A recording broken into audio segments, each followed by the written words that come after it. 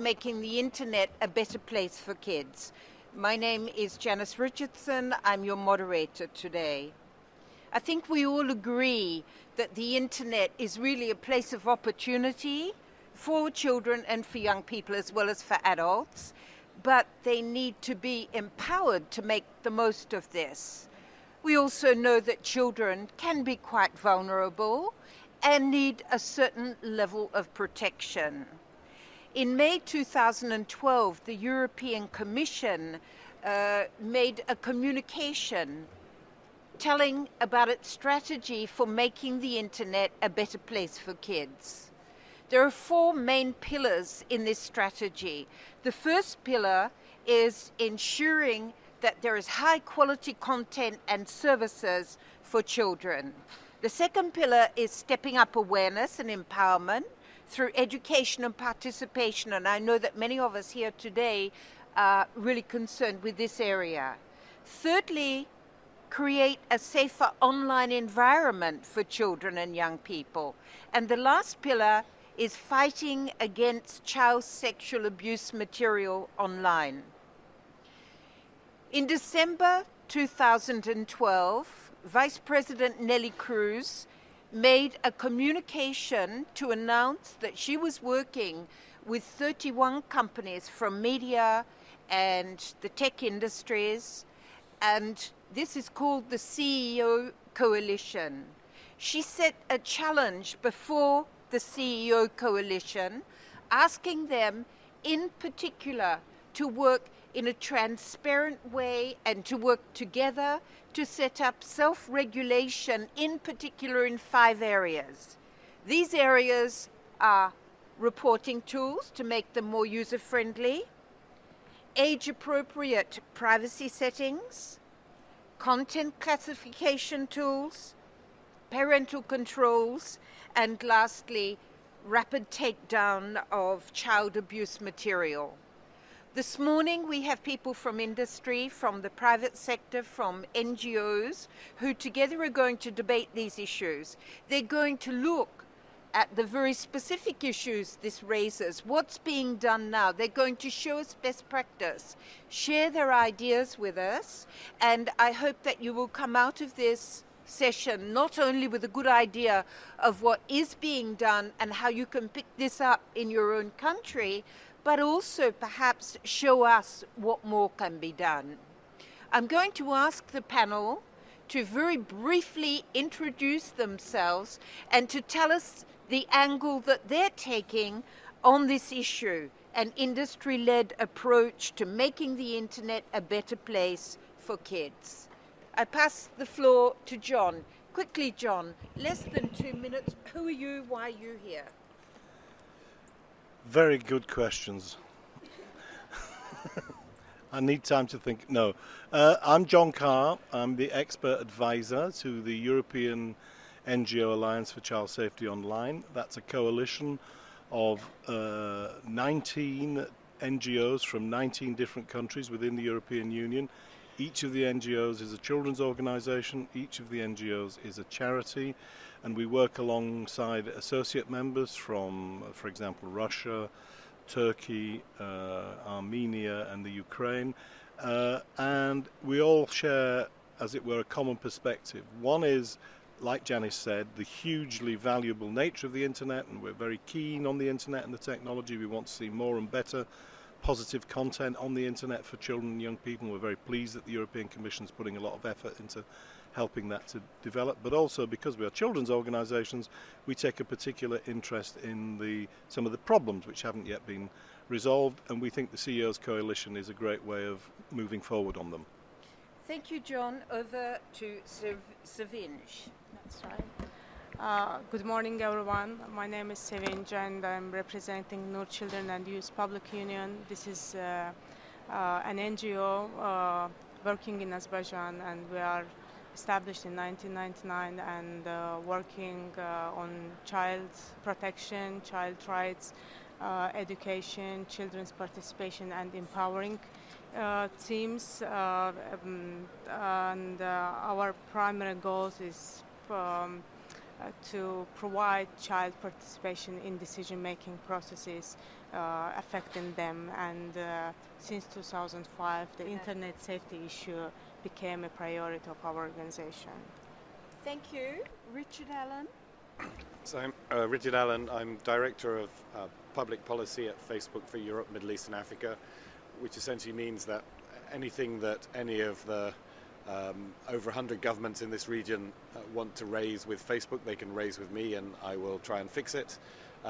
Amongst the issues that they raise with me and the team that I've built up, and there are 3 of us here at this event this week, we find that internet or online child safety is a key issue, it's a core issue across every country that we work in. And so we dedicate a considerable amount of resources to working with individual governments and with organizations like the European Commission and like the networks they've set up, such as InSafe and InHope, in order to make sure that we can work with partners to create the safest possible environment on our platform. Thank you. Cornelia Cutterer from Microsoft. Thank you. My name is Cornelia Cutterer. I work in Brussels for the European dependency of Microsoft. I work on a number of policy areas amongst consumer protection, security, child safety, human rights.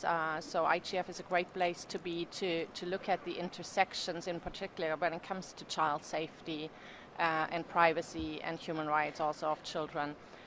Specifically when you think about the discussion we had here on the UN definition of children.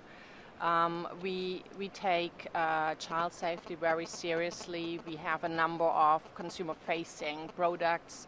Obviously, Xbox is one of the keys here, where we have tried to implement safeguards and tools for parents to help them engage with their children.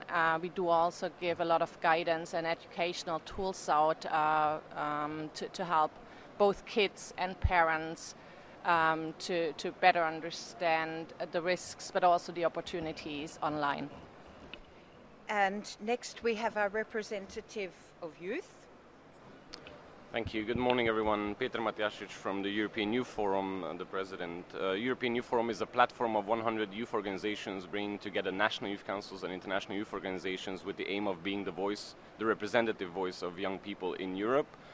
We focus on issues such as youth participation, youth autonomy, inclusion. We want to empower young people to make decisions for themselves, but we also, even though we mainly focus on young people from 16 to 30, we also talk about children.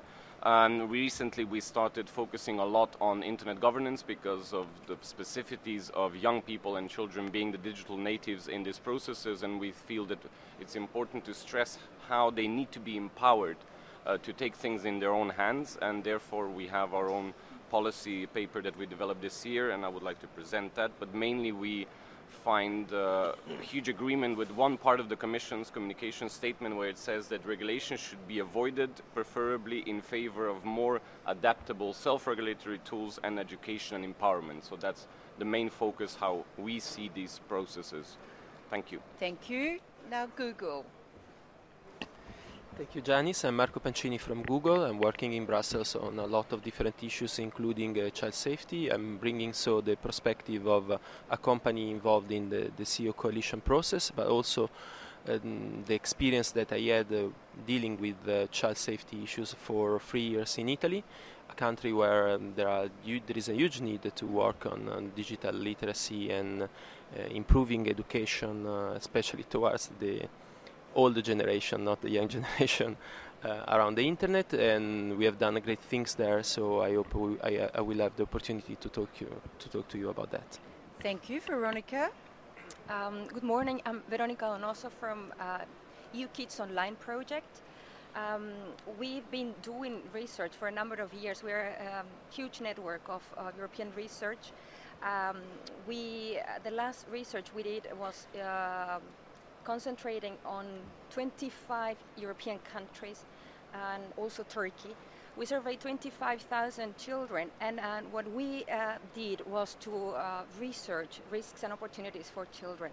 Now, for today in the panel, we actually did a new kind of analysis. Veronica, we'll ask you to describe your findings as we move along. Okay. Can I? Thank you. Thank you. And over to our last panelist. Look, Jim Killock from EDRI, European Digital Rights, and the Open Rights Group in the UK. Our perspective on this is that self-regulation can be problematic. It isn't necessarily something that is automatically a good idea. It has its place, but we have to be careful as we think about self-regulation, particularly issues like competition and conflicts of interest, evidence base, whether the policies that are being put forward actually match the evidence, and we rather think in this case that the evidence points to action in other areas but doesn't actually point to the actions that the CEO coalition has been asked to make, which rather begs the question how the Commission decided to mandate these particular actions. We're also concerned about the whether these are going to be effective, how they're going to be measured, and whether the whole process is actually going to respect law. We note that there have been two very good things that... Before you go into depth, yeah, because this is exactly what we're going to debate, yeah, so I suggest you leave it there and okay. I'll come back to you with a question. So I suppose I should introduce myself, Janice Richardson. I'm coordinator of the InSafe network, set up by the European Commission in 2004, and with a centre in 30 countries, 27 EU, plus Iceland, Norway, and Russia. In every country, we have an awareness raising centre, we have a helpline, we have a youth panel, and we work with the In Hope hotline in each country. I'm also senior advisor at European SchoolNet, so I'm also representing 31 ministers of education. As we move on, I would like to hear a little more from Veronica. You were telling us about the research, Veronica. Can you set the scene for us? Tell us some of the findings that are relevant to parental controls and relevant to the age-appropriate privacy settings. Veronica. Yeah, thank you, Janice. According to our research, as I mentioned, that we consider 25,000 children. I think it's important to consider what worries parents and what actually worries and harms children. One important distinction we've been trying to make in our research is that we research risks and also harm. And these are two different things. Risks refer to the potential of producing harm. Harm are different statistics. So in general, parents worry a lot about their children being contacted by strangers online. Parents also worry about inappropriate online content for children. But children in general are also worried about being contacted by strangers on the internet, and also about seeing inappropriate content or inappropriate material on the internet. Now, these worries, as I said before, do not necessarily imply automatically a direct relationship with harm. We see enormous differences in countries. Even though I can talk about like the general statistics, if you see countries like Portugal have totally different concerns to the ones in Turkey, to the ones in Scandinavia. So it's also important to take into consideration. Unfortunately, I cannot give you the broader picture here. But in terms of the CEO coalition, we have results on 4 of the main areas. In terms of reporting tools, unfortunately, we see that few children are using the reporting tools. Very, very few children. From the big sample I told you, only 300 children actually used reporting tools. Of these ones, only 200 found them useful. Now, who are these children who are using reporting tools? It's usually more vulnerable children, children coming from lower socioeconomic status. It's more girls than boys. And it's usually children who have been confronted with more psychological difficulties. But on the other hand, it's also children who are using the internet for a wider range of activities. So it's also children who are highly skilled in terms of internet use. So we do see a potential value for these tools, especially for vulnerable children. In terms of privacy settings, what we see is that lots of children are online, especially the older they get, they are using more and more social networking sites. But not all children are using their social networking sites in a private way. So it's important to raise awareness about the need for them to manage their information in the best possible way, make their profiles private for information that needs to be private. And we also think that there are issues regarding the user-friendliness of privacy settings. So many children seem not to be using privacy settings because they seem to be hard to use. So there we also see an important policy recommendation for industry here, that they should actually make these settings easy to use. They should be child-friendly, but also consistent across different platforms.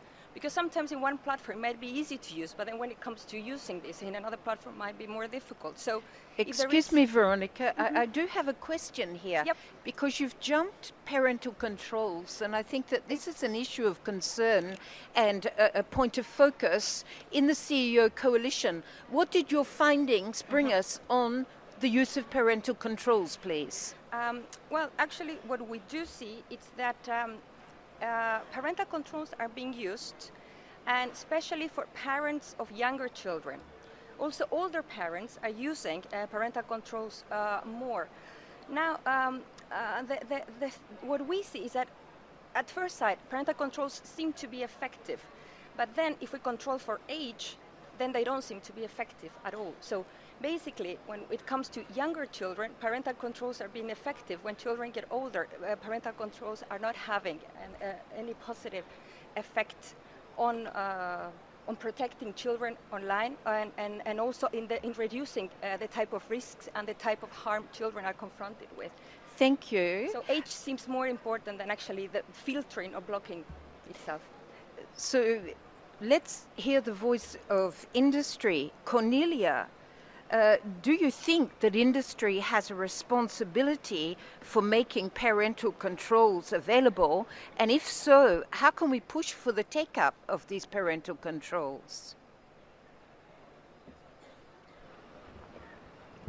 So I would like to respond to that in two ways. First of all, what the coalition has done as the industry, and then how additional research might eventually help also understanding why there is overall little take-up of parental controls and how we have specifically responded to it.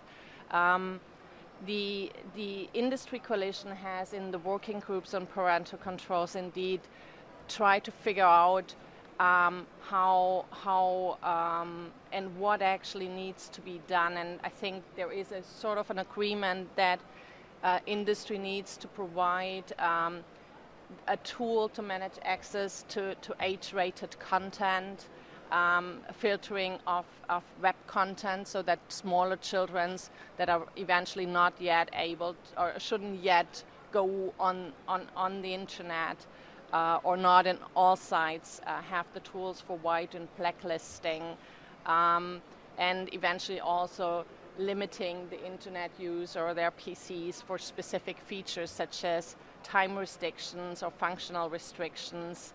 And then there is obviously also the need for the mediation between, through enhanced communication between parents and children. We have, as Microsoft, done extensive interviews with parents, what we usually do in work groups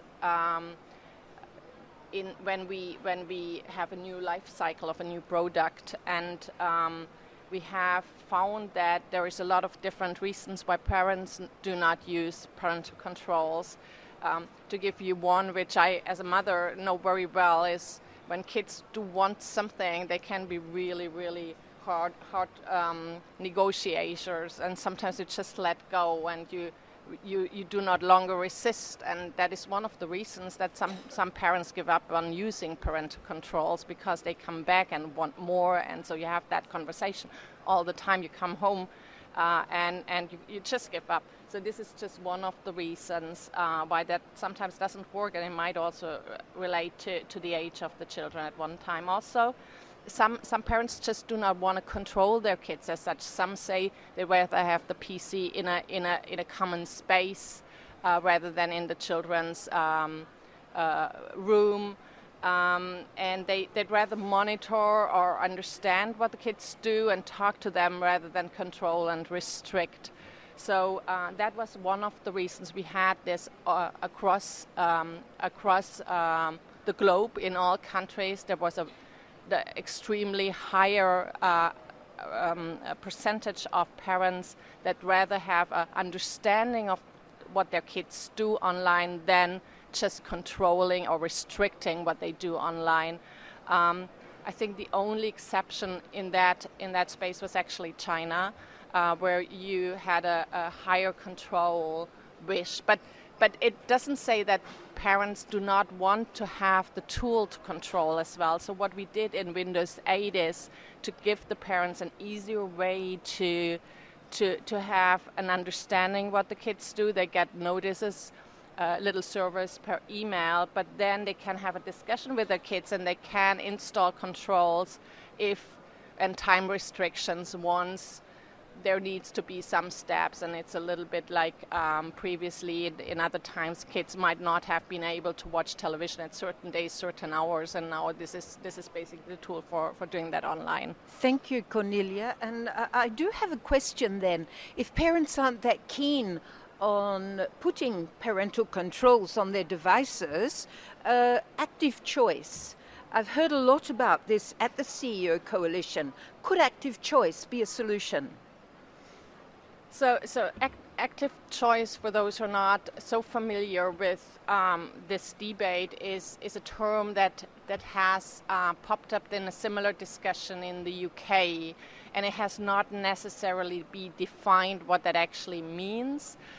For us, we thought it needs to give the parents a prominent opportunity to make a decision whether or not they want to activate parental controls. So in that case, in Windows 8, for example, when you set up a kid's account and you open that account, the first thing you see is basically, is this for a child? Do you want to use parental controls? And then you can basically easily click. So that is for us active choice and how we have implemented that tool. So you need to give that prominently and educate the parents on the possibility. Thank you. And I'm going to ask the public, how many have heard of active choice? Are you aware of this? Oh yeah, okay, not bad. Google, can you tell us a little bit, Marco, please, what's been your contribution to the CEO Coalition, in particular on parental controls and age-appropriate privacy settings? Actually, we were involved in the working group 1, more in details, the one on reporting tools, and but then I can also comment on the other tools that you have described. But going to the working group number 1 on reporting tools,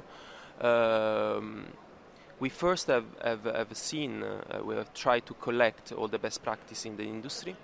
We have seen that there are a lot of things going on. Some are quite interesting, both in terms of reporting tools that can make easier for parents and kids when they are online to report things that they think are disturbing or dangerous. These kind of tools are offered both at browser level or through application, for example, for cell phone. Vodafone has built a very, very beautiful application from this point of view. Some NGOs also has built some nice and effective reporting tools to browser. So we put together all these examples. We collected them, we offered them to the NGOs. We actually also involved in this discussion also developers, because we think this is a shared responsibility. And actually we think that the industry has to be considered as a wider group which brings together the big companies, but also the developers, more because the developers are usually bringing to the table very smart and out-of-the-box ideas. So we organized a workshop in in Brussels 3 weeks ago, a month ago, where we put together, thanks to Janice, the hotlines and helplines that are active in supporting families and kids when they are online with this community of both in companies that have developed reporting tools and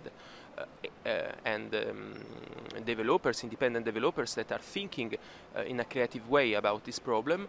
And from this first interaction, we have seen through feedback that we have collected that there is some interest in moving forward and looking more looking details also on test version. I would like also to mention one interesting point. One of these guys that actually has participated to the hackathon that we organized in this summer with Janice, with Rick and Facebook and other companies, Orange and Vodafone. One of these guys that developed a tool called the Second Friend presented this tool to a community of investors, and he got also a grant. Not a huge amount of money, but some money, which shows that there is also a business opportunity for young developers and young smart guys that want to build tools on this field. On the 2 points that you mentioned, so the privacy, and the second one was the parental controls and the privacy settings. On the parental control, I think the coalition came with some good solution. In particular, I think. On top of all of that, I think we need to build trust among this coalition. The main issues that we are having is that in the companies part of this exercise, there is not always the kind of collaborative approach that there should be. So building trust should be the first goal that we should put in mind in our to-do list, more than the 5 goals that the Commission has put to us. But going back to the topic, Vodafone has just launched a new apps market on our Android platform, and because of the process we went through, because of the concern that was raised, they decided to have an apps rating system and some strong parental controls. I already mentioned to you the application that they built, but also an apps rating system which is based on a global rating system that is used by basically all the main operators, and therefore they acknowledge that the part of the decision-making process in implementing this rating system, a big part was played by the coalition process. On the privacy, we would like to leave maybe to Rick and Facebook, who were very highly involved. Yes. We were also co-chairing this. It was a very good exercise. We went through a collection of best practice again, and we found out that actually the industry is moving very fast on this field. But by the way, also focusing on the aspect which brings together privacy and security and empowering users, because as you said, the problem is then as Veronica said, the problem then is the uptake of these tools. Mm-hmm. But we have seen that when privacy and security comes together, the uptake is pretty good. Thank you. And I would like then to ask Richard from Facebook, tell us a little bit more about what's happening with the age-appropriate privacy settings, please. So we've been very pleased to take part in the coalition, seeing it as very much a framework within which we can share our experiences and see if we can raise the game collectively. I think it's fair to say that as we've discussed the question of privacy settings in the group, if the objective was to try and come up with some common unified model, one ring to rule them all for privacy settings, we've not been able to achieve that. And I just want to explain a little bit why I think that is the case. When we look at privacy controls as any online service, if you've got privacy at the heart of your design philosophy, what you're essentially trying to do is to make sure that people are not surprised by what happens with their information. I mean, that's the best test of whether or not you've got it right, is whether or not people are surprised or things happen in the way that they expect them to happen. And essentially that means that they should be sharing the information online with the people that they expect to be sharing it with at the most basic level. And that varies. If you use a blog, your expectation is that it's shared with the whole world, and you would be surprised and annoyed if people couldn't access your blog because you put the information there to share it with everyone. If you're using email, you'd be kind of surprised and annoyed if everybody could access your email inbox because your expectation is that it's not going to be accessible. If you're using online banking, you'd be really annoyed if people could access your online banking account without having gone through some extensive form of control. With social networking, the challenge in a sense is that it kind of covers that whole spectrum, from information that is like email that you want to keep private through to information that's like blogging that you want the whole world to be able to see. And so the challenge is how you can design privacy settings that reflect that complexity. I mean, we look at some basic principles around things like transparency, control, accountability. These are, again, design principles. Transparency meaning you should be upfront and say what's going to happen on the service. Control means you should offer people the most effective kind of controls as far as we can contextually at the point at which they're sharing information. And accountability meaning you have mechanisms when things go wrong and a way of actually fixing them. So, Richard, would you say that privacy by default would be an option? I honestly don't think it is because of that complexity. So I think when someone signs up for a service, they want it to work the way in which they expect it to work. So, you know, one of the things we looked at was privacy settings around things like friends of friends. And actually it was Robert Madden who came up with this analogy. It was, you know, when you're a teenager and you go to a party, you expect to meet the friends of your friends at that party. That's a lot of the interest is in broadening your social circle. You don't go to a party just to meet the people you already know.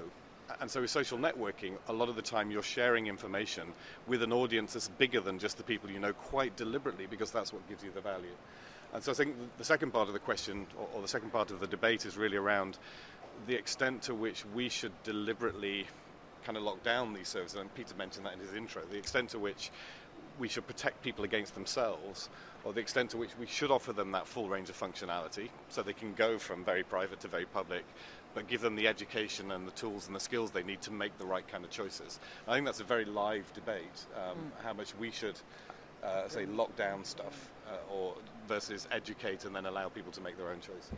Thank you. And I know Cornelia would like to have a word, but then I'm going to, before we move on to the other side of the story, I'm going to ask industry what they've learned from this self-regulation process and what are the hurdles, what are the barriers, what makes it so difficult? And they'll each have 1 minute to answer that. Yes, Cornelia. Thanks. I think I can answer or comment on what was just said and answer your question at the same time.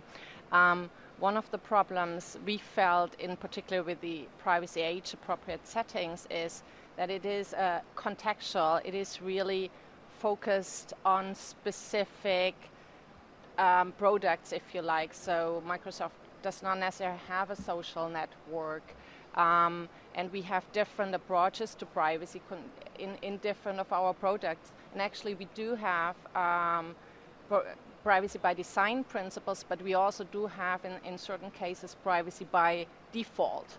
And there's a difference, and I give you 2 examples in Xbox, in the gaming, where indeed we do believe there's a distinction to make between very young kids and older kids and adults. We do have age-appropriate privacy settings within the parental controls.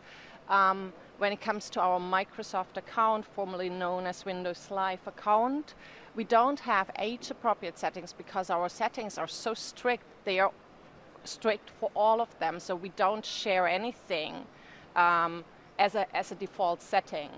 And then we have other tools like Do Not Track, where we have the feature Do Not Track in the header of the browser IE 10 on by default because we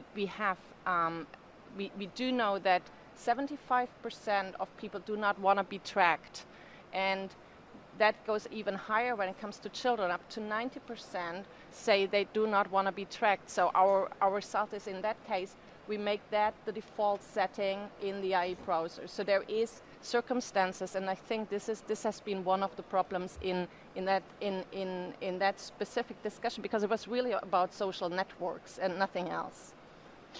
Thank you. And would Richard or Marco like to tell us what they've found as the biggest hurdles, but also the lessons learned in this process? Just 1 minute each. Sure, it would be super brief on in terms of problems, as I said, trust. We need to build trust across the industry. We are representing different companies, sometimes different industries across all the ICT value chain, and it's hard to have the right environment to make a step forward.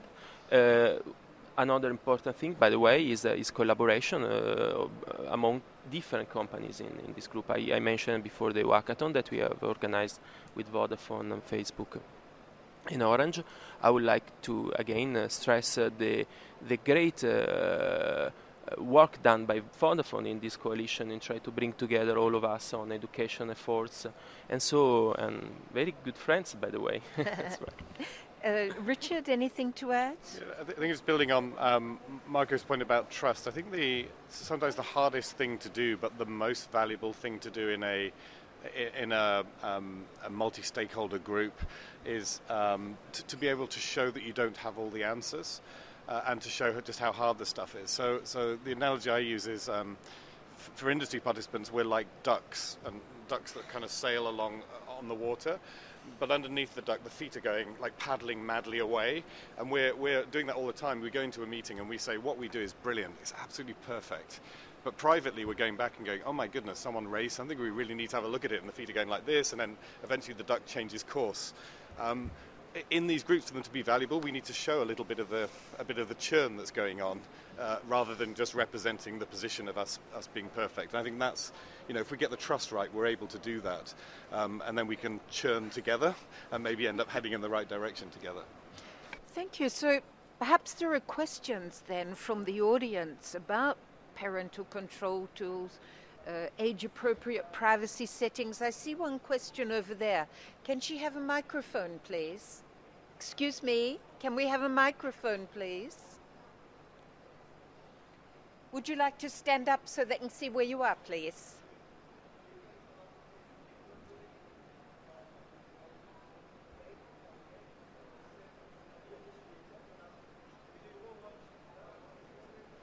Can't hear.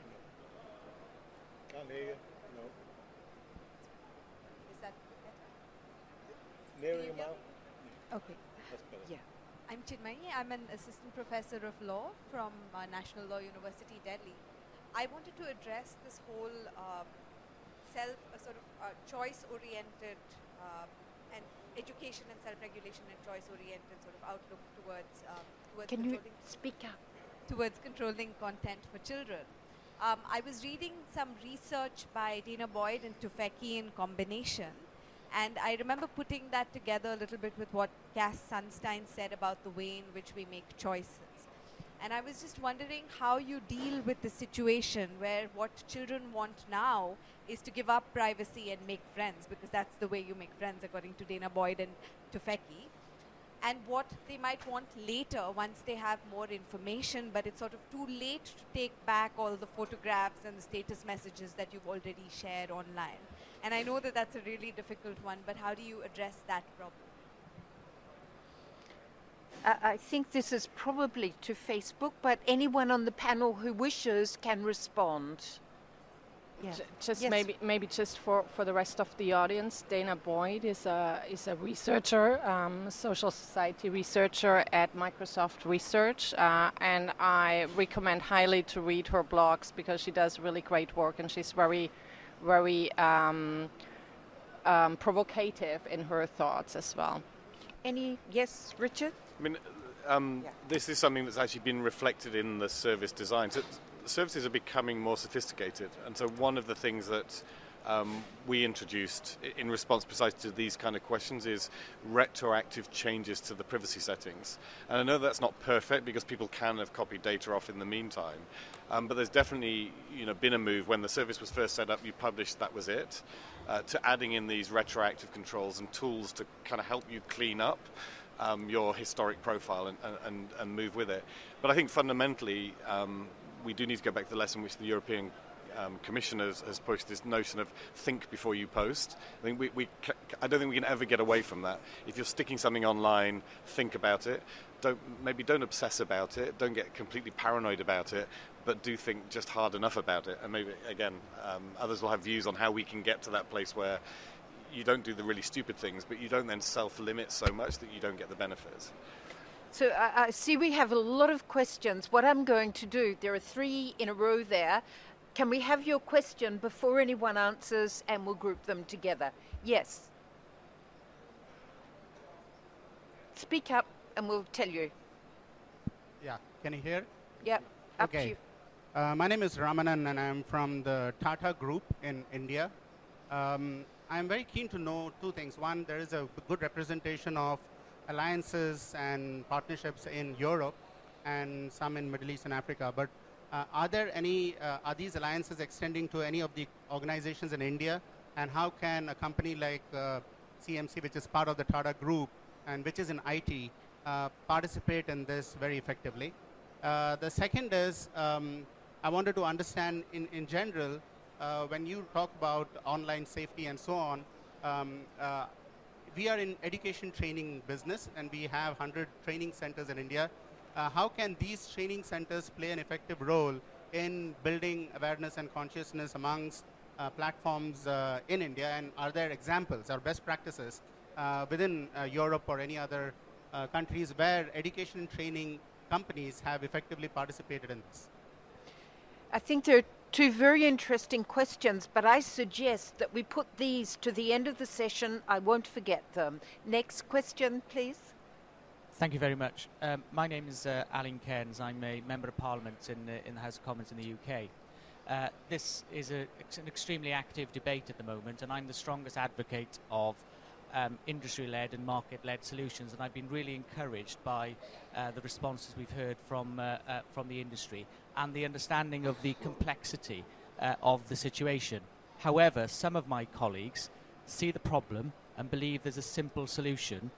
Such active choice has already been mentioned, and unless there's a communication and there's a dialogue going on between the industry and governments, then some of my colleagues immediately are demanding legislation in order to protect children.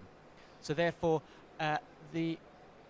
some of my colleagues again need to understand the complexity of it, what is being done, because I've been very much encouraged by what I've heard. But as someone interested in the field, the communication with me has been quite poor. Not that I'm saying I'm anything special, but the communication with some of my colleagues who are not as interested in the field, who are also demanding and calling for changes, will I suspect, know even less than I know. So therefore, my question is what engagement you have with governments to show and demonstrate what is taking place, which can lead to that market-led solution before legislation is introduced. Fine, and one more question from Anjan. Thank you, Janice. I'll come back to you later. I'm Anjan Bose from ECPAT International. My question is in relation to the privacy settings and the parental guidance settings.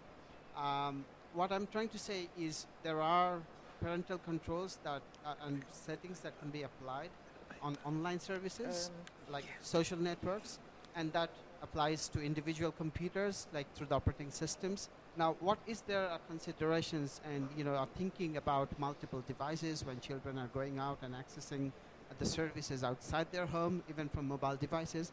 What's the standardization that is taken into consideration? I'm looking at 2 different aspects of parental controls here. Thank you. Okay, I think that many of those responses are going to come up when you hear from different sectors here, the other side of the story. There is one question from a young person, but I ask you to be patient and you'll get the responses. Yes? Victor, stand up so they can see you looking for the microphone, please.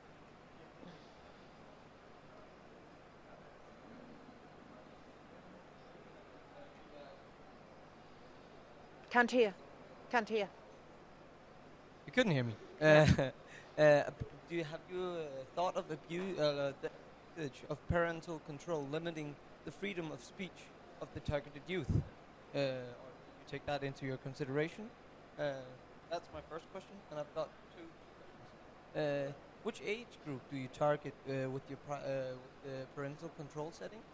And that's reference to a previous debate we had earlier today, where a UNESCO youth delegate emphasized on the difference between parental control of a four-year-old and the parental control of a 14-year-old. And do you vary in the parental control as the targeted youth age or go through different stages of youth? Thank you very much, and you've led beautifully into the next speaker, who I'm sure is going to address this problem, because now we're going to hear from Jim Killock.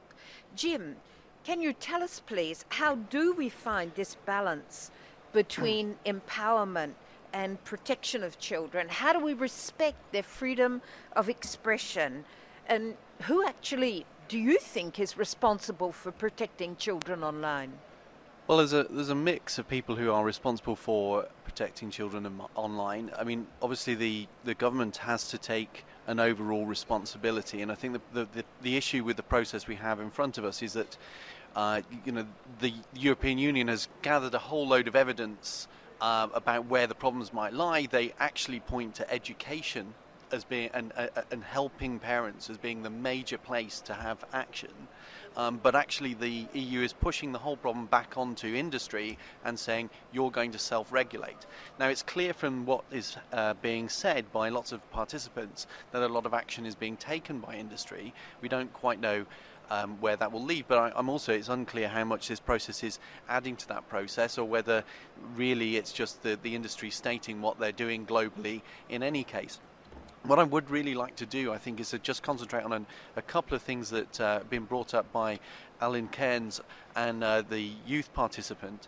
I think the questions around how you use child filters are, unfortunately, in some jurisdictions, particularly the UK, are spilling out even worse. When it's not even now a question about just how you affect children with filtering. It's become a problem in the UK for every adult. And the reason this is that the debate around active choice is going to be, and also filtering on mobile phones. This is going to be applied to everybody, either through a choice or which is dissuasive of people opting out of filtering, or as on mobile phones today, just to everybody until you actually get the filters removed. Now, I think the question about that then starts disrupting free flow of the information around the internet. It starts causing all kinds of problems for websites. I mean, I had a report today that a skyscraper chat forum is blocked on O2 in the UK. We have at our group these sort of complaints regularly, and they're from adults because the adults have the filtering applied. So I think there is a really dangerous, quite toxic situation that can develop here, where we all get very riled up. We say we must protect children, and then this spills over into knee-jerk reactions without proper looking at the evidence and considering exactly what is really going on. I mean, the EU online Kids Online report already shows that these kind of controls are not especially effective.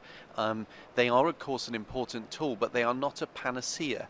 And because some politicians are reaching out for panaceas, we can have these things imposed with all the attendant damage just because, essentially, of moral panic.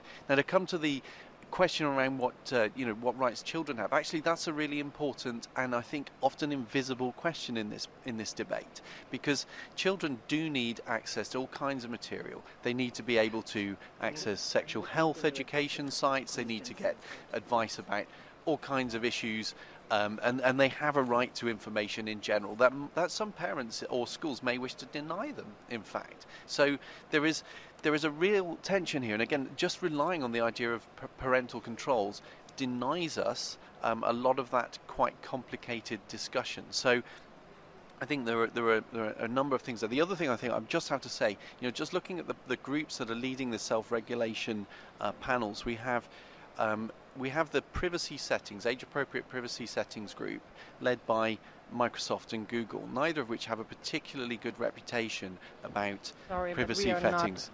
We are not leading, and sorry. Google. I mean Microsoft here. I don't mean Microsoft. I mean Google and privacy. Google and Facebook. Now, I don't wish to besmirch the efforts that they're making, but I just think, in terms of the credibility of a process like this, that it is important that players who have a mixed record and are not always completely trusted on these issues, that they are not the ones that are being asked by the Commission to lead a process like this. And I just think that that makes the Commission appear like they are not behaving in a particularly responsible or credible fashion. I don't lay the blame on the companies here. I ask the Commission to think about how their process is appearing. And then just to turn to Microsoft. Microsoft have a similar issue here, but I'm sure we'll come on to this. Rather than addressing, because we're looking at the CEO coalition who are working together and trying to build this trust. So rather than addressing one, I think we should be addressing the CEO coalition. Thank you. Sorry, John, Jim still has the microphone. Oh, right. Do I need to take it off, or do you want me to finish off?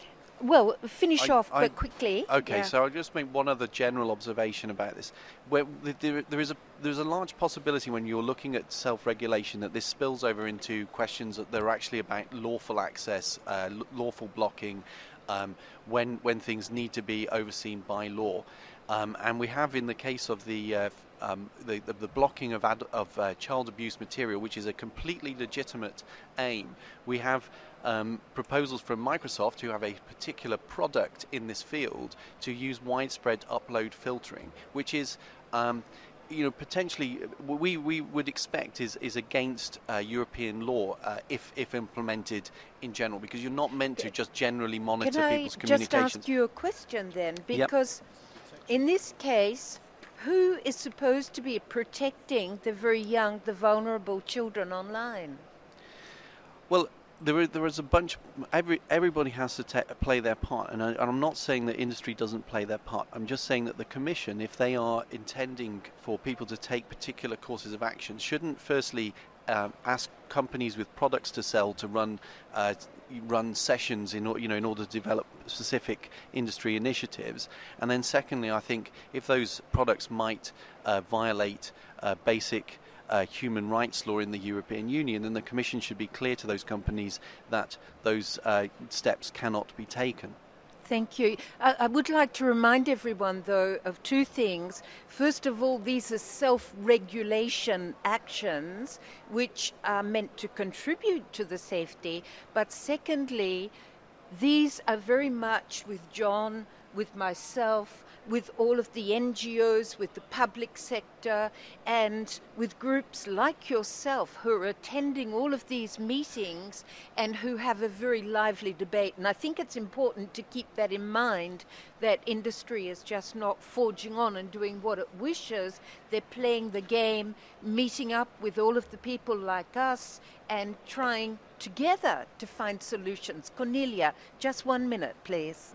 Yes, I think there were. I'm a bit astonished to hear that from ETRI, because we've had this discussion with ETRI. There's, I think, 4 accuracies I found in the statement you were just made. First of all, this is not a self-regulation. The CEO coalition in its statement of December has never said it's self-regulation. At least self-regulation, as this is defined in European terms. The CEO coalition came together in different ways, and we cannot actually, because we are parts of the different value chain, not all companies can commit to all of the action points. Then the technology we're referring to is, first of all, no longer part of this discussion, and it's not a technology we sell. This is actually a technology we have donated to the International Center for Missing Children, who uses that technology to hashtag their database of the worst pictures, which means children under 12 which were sexually abused by penetration. And these pictures are compared with other pictures. So this is neither is this a selling product, nor is it part of a self-regulation, and the technology is used for very specific purpose. We do that. I think we would wish. Can I ask you to be brief now, please? Yes, we would. I think this is the good debate to have, because there's lines, and to respond back to your question. there is tools where parental controls are being adopted. So, for example, if you think about the restrictions that parents can put in place, you have white lists and black lists. So, when the kids are very young, you would probably consider white lists. So you give them only access to certain websites which you wish your kids to see. When they grow older, you would only block certain sites which are adult sites, for example. But in reality, at a certain age, and I would say your age, definitely, I've been on a workshop with a hacker recently on child safety, and his comment on parental controls was basically, parental controls are good to be hacked. But this is a different age. So I think we have the whole length of that. Cornelia, thank you. I think that John Carr, although we gave him some questions, he's picked up on your questions, and I'd like to hear what John's got to say on this debate. Okie doke. Like the blue touch paper.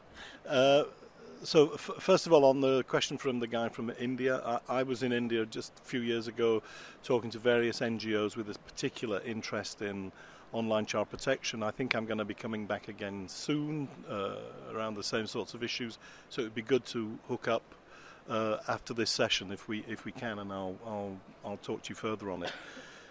One of the fundamental problems that we've got in this entire space is that some of the biggest companies that we are dealing with and talking to, several of which happen to be on this platform, are American companies. Their philosophy and their outlook is governed to a significant degree, therefore, by American cultural and legal norms, and these are not the same in lots of key ways from European ones. For example, and this is the question that I was going to be asked earlier, in the European Union and certainly within the UK, for example, I'll speak about the UK because I think we are not unrepresentative of the European Union as a whole. A child has its own rights of privacy, has its own rights under the UN Convention on the Rights of the Child, it has its own rights to access information, of freedom of association, all of these fundamental human rights. It has them and acquires them at the moment it is born. These rights are not in any way contingent upon or dependent upon parental consent or parental approval. In fact, on the contrary, we've had decisions in our, well, we now call it the Supreme Court, so we used to call it the House of Lords, in the case of Gillick, for example, which expressly said, if a child is competent to make a decision on their own behalf, then they are legally entitled to do it, and their rights to privacy begin to accrue around that. The one exception is in relation to a child's attendance at school. We, under English law, I think it's Scottish and Northern Ireland as well, but certainly under English law, however mature, however self-confident or self-possessed the child might feel, they don't have a choice about going to school. Our law says parents have an obligation to make sure their children go to school until they are at least 16, and if the school notes that the child isn't attending school, their school has an obligation to inform the parents and make the parents do something to try and ensure that the child does go to school. But beyond that, children have got, as it were, a complete set of rights. But if you look in the US, and Larry was talking about this the other day, there are several ways in which children's rights are much more subservient to and subsumed within the rights of parents to make decisions on their behalf. So that's a fundamental cultural and legal and philosophical difference, and it applies across the board on children's rights, and specifically it applies in relation to the question of privacy. I'm just going to go back. Can I pick up on Jim Killock's points? So let's be clear. Human rights law, and I admit it was a long time ago, but this was my special subject when I did my law degree many, many years ago. Human rights law does not mean zero restraints. It does not mean zero regulation. Children, as I said earlier, they have a complete right to freedom of association. But the law, human rights law, also says states have an obligation, not a choice, an obligation, for example, to protect children from associating, for example, with paedophiles or with certain types of individuals.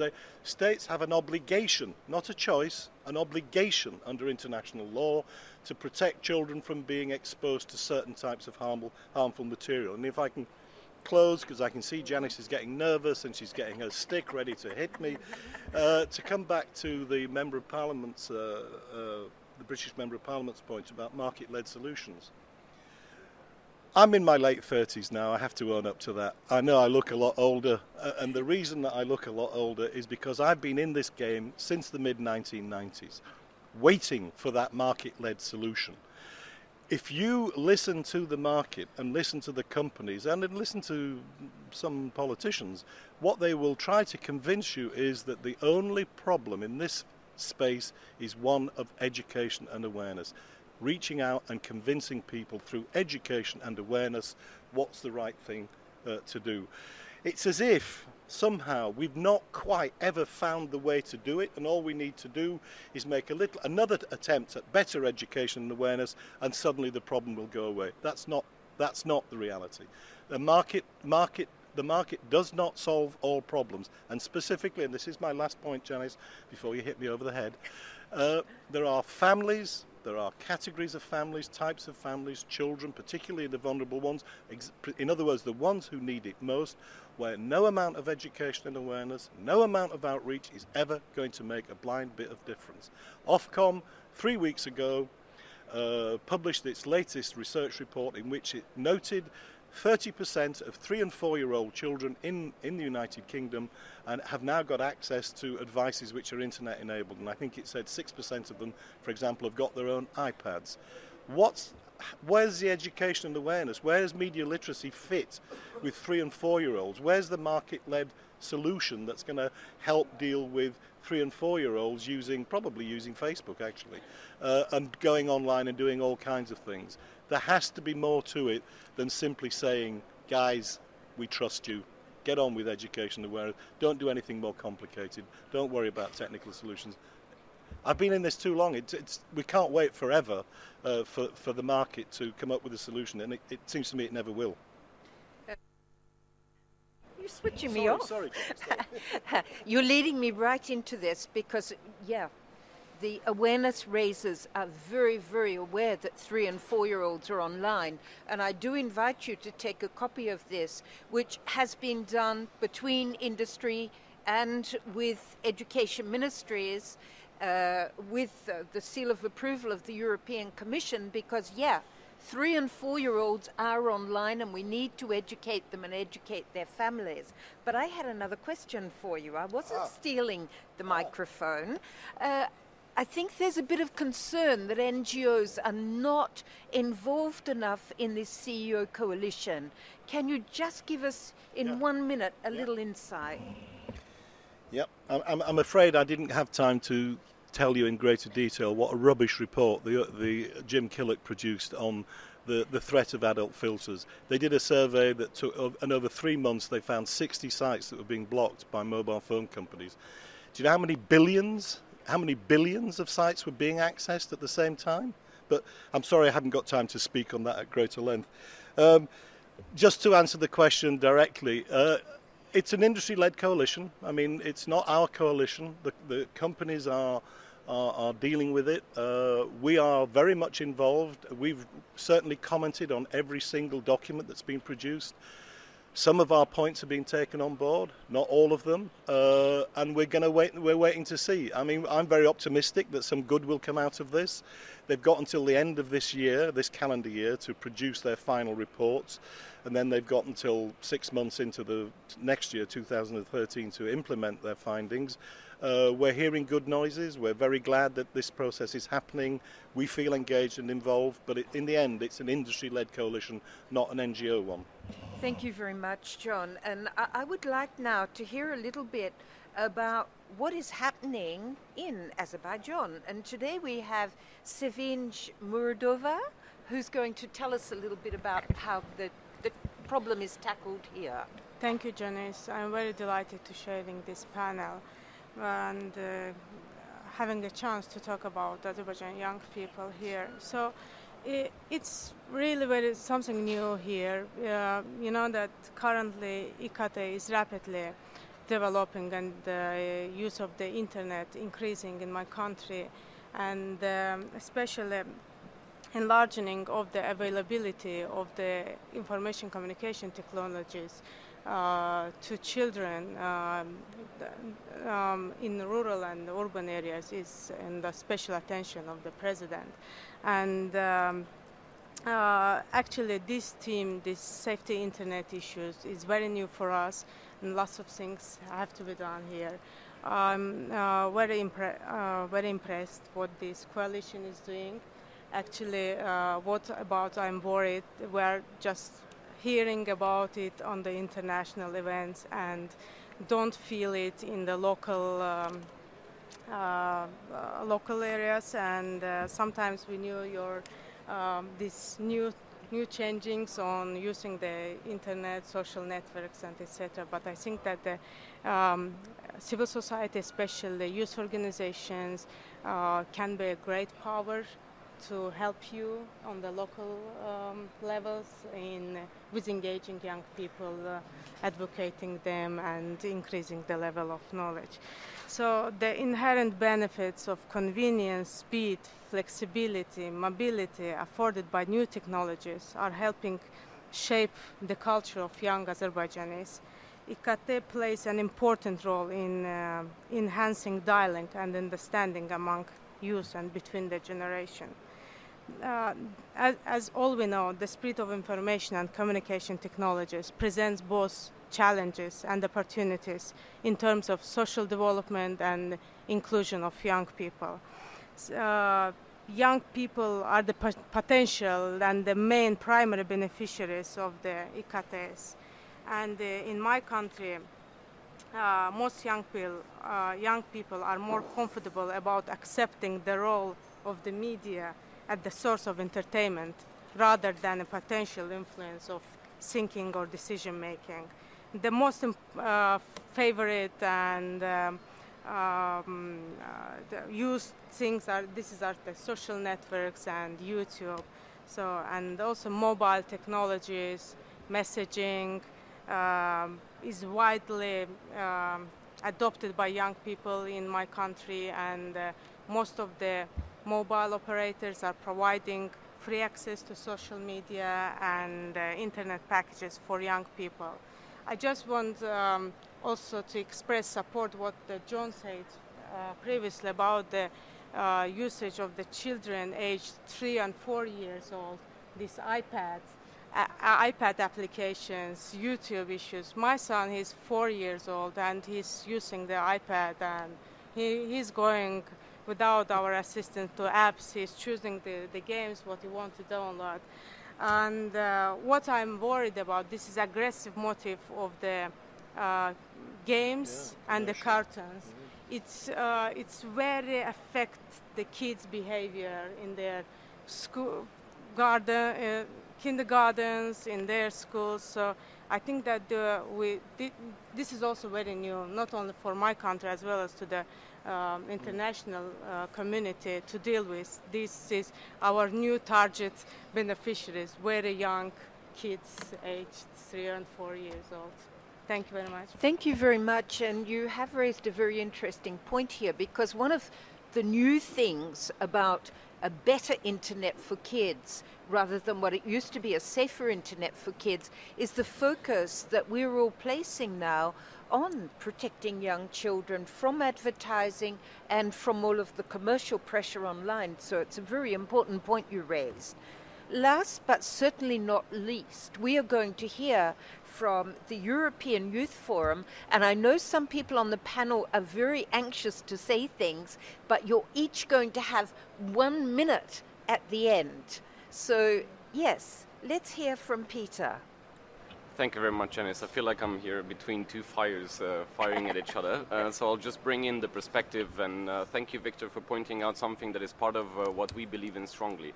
So if we look at the communication of the Commission, we see that they speak about children as a particularly vulnerable group. Well, we do agree with that children can be and are particularly vulnerable on the internet. However, we have to think of children not only as a group to protect, but a group to empower. Basic outline what we want to see when we talk about children and young adults online is full transparency, simple terms of use, support and especially strong media digital literacy from early age on as the basis of any strategy for a safer, or actually, as you said, Janice, better internet for children and for young adults. We talked a lot about age proprietarity, and here I just want to remind something that Victor picked up, that maturity and age maturity is a very important question here, and it's also a very dangerous concept when you talk about in terms of parental control, because there has to be differences, as was mentioned before. Maturity age at 13 and giving parents the control over privacy settings of children can also limit their rights. So it's really important to distinguish these things, and I can speak about my niece who is 10, and then when I give her my iPad, she's very intuitive with it. And she can do all different kinds of things, but she's also not only very technologically more savvy than I am, she's also very conscious of the different things that are out there, and she knows herself how to behave, because for us, what we're saying, internet is and should remain a sandbox playground for children and young adults. And there are certain rules in the sandbox, of course there are. Also in the offline world, where children are in the sandbox, they might touch each other and do things sometimes positively, sometimes negatively. But the role of the parents is not to control that, but to inform them about that and guide them in the process rather than block or thing. I personally would say that I wouldn't give a child of 4 years an iPad. I would rather wait, and because my niece wanted to have one very early on, but we waited before giving her one, because otherwise we enter into why do we need to empower 4-year-olds or teach them how to behave online. There are other restrictions, and I agree with a certain restriction to a certain age, and that's important to have also open discussion about this. It's important that the Commission has identified different stakeholders when it comes to this topic. There's the child welfare NGOs, but then there's also advocates of freedom of expression, and that's where we come in as European Youth Forum, that are kind of in between, because we really just want to be the voice of what the young people themselves are saying. And we would, in terms of suggestions, we would like to suggest the coalition members to invest in programs of media literacy, especially digital literacy, and let the users themselves, also children, be more aware of their rights and responsibilities at their level of understanding. So of course you need to have a tailored approach, but still it's very important to do this empowering in it. Because through education and awareness, combined with the implementation of self-regulatory measures that we prefer over censorship, we can protect we can have a protectful and at the same time enabling environment for youth and children. Just to start finishing off, a lot was discussed in the beginning about parental control. Now, I'm personally not a fan of that at all, but the main point is that parents are not always best placed to decide upon the choices that children make. That's true in the offline world, but it's especially true in the online world, given that children are digital natives and their parents are usually digital immigrants. And nobody knows, not everybody thinks before they post, and it's regardless if that person is 8 years old or 80 years old. So we shouldn't put into the box of children need to be protected because they're children only. Having said that, it doesn't mean that we shouldn't focus on that, as was mentioned before. And I just want to finish off by saying that it's very important to look into those enablers, those processes outside of education and outside of the parents' role, where you have youth organizations and other ways where there's peer learning, where there's non-formal education, where there's exchange among young people and children themselves, so that they can experiment things and they can see, learning by doing, how to deal with the rights online, how to behave for a safer place for themselves. That works best. So it's really important that we see companies and institutions invest in innovative programs of digital media literacy and education that will be driven by empowerment rather than protection. Thank you. There will be 2 questions from the public and then 1 minute for each of the panelists who will try to answer them as well. And we have a question from Larry, question number 1. Is there a second question while we're waiting for the microphone? Larry's not a member of the public.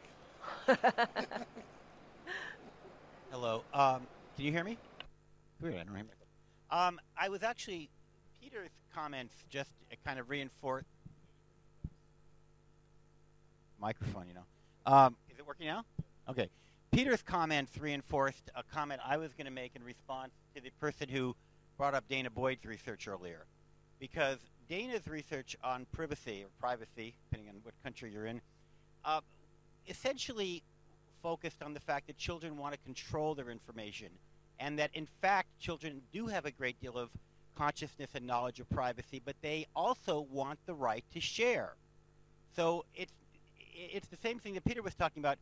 Yes, we want to protect children's privacy, and of course we want to check for children from predators and from inappropriate material, but we also don't want to deny them their rights. And I think a huge part of this discussion, and John and I were on a panel earlier to talk about the UN Convention, I applaud what John said, but a huge part of this discussion is the tension between protectionism and empowerment.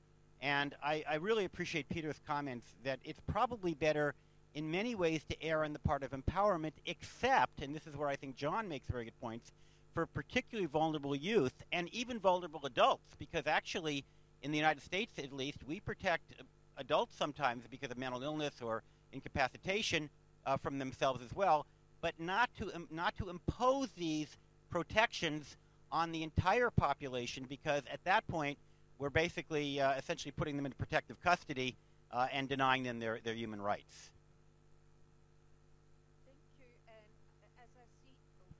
As I see, there are no further questions from... Oh, yes, there is one up the back.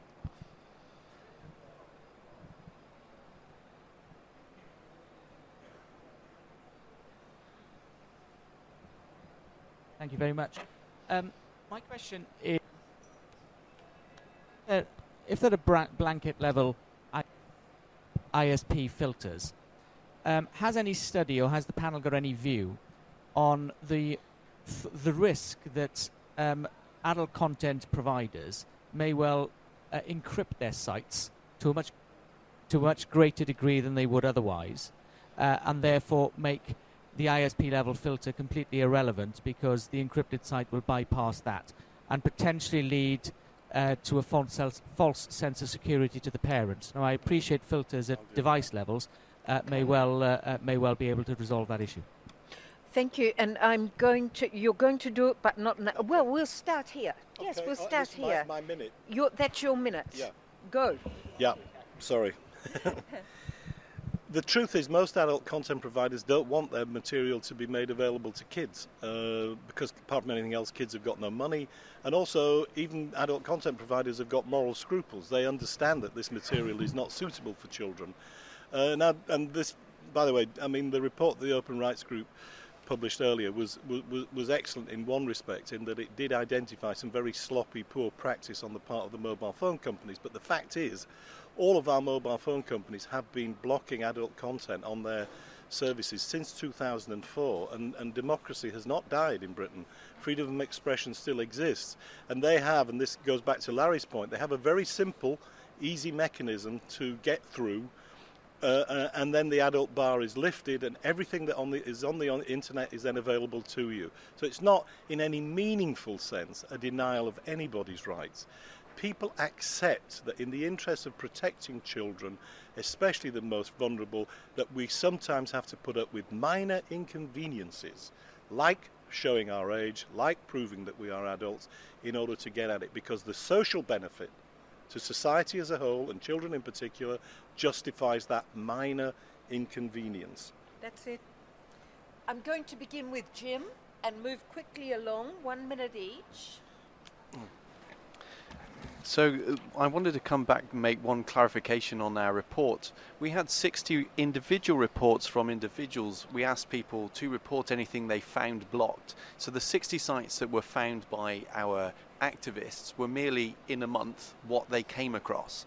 Now that's a rather different picture that we could only find 60 sites by examining huge lists. No, we had 60 users who got annoyed because they came across a block and reported it to us. Since we've had the tool out there, we've had hundreds more, and the list is growing and growing and growing.